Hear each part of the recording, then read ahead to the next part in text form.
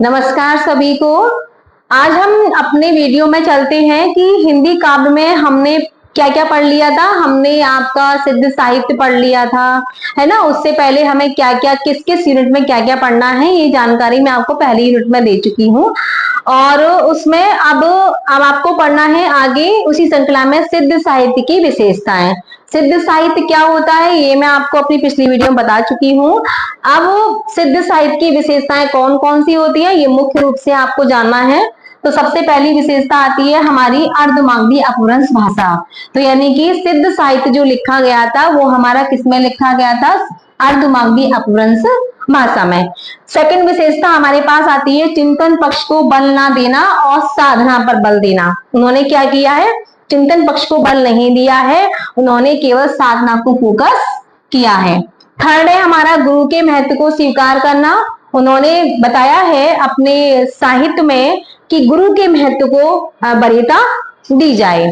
चौथा है कुंडली योग। कुंडली के माध्यम से मतलब हमें हमारे अंदर जितनी भी चीजें हैं उनको जागृत करना, जैसे कि प्राचीन समय में लोग करते थे, अपनी कुंडलियों को जागृत करके सिद्धि की प्राप्ति करते थे, वैसे ही मान्यता यहाँ पर भी थी।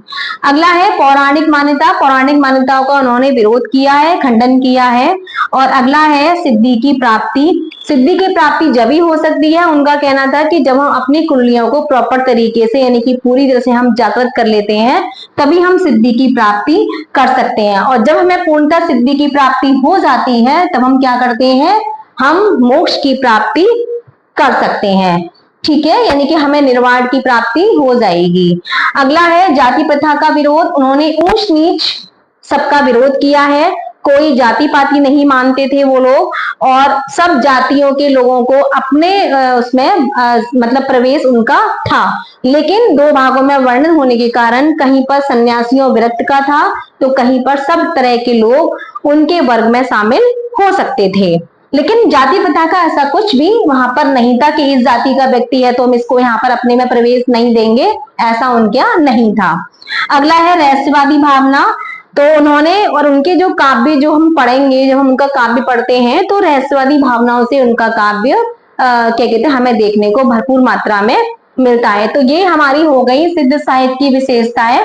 यदि ये शॉर्ट क्वेश्चन में आता है कि भाई मतलब मानो शॉर्ट क्वेश्चन में उसने ऐसे दे दिया आपको कि सिद्ध साहित्य में कौन सी विशेषता है या कौन सी विशेषता नहीं है, तो ये क्वेश्चन बन सकता है कि सिद्ध साहित्य में इनमें से कौन सी विशेषता नहीं है। ठीक है, अब इन्होंने ऑब्जेक्टिव क्वेश्चन के तौर पर दे दिया।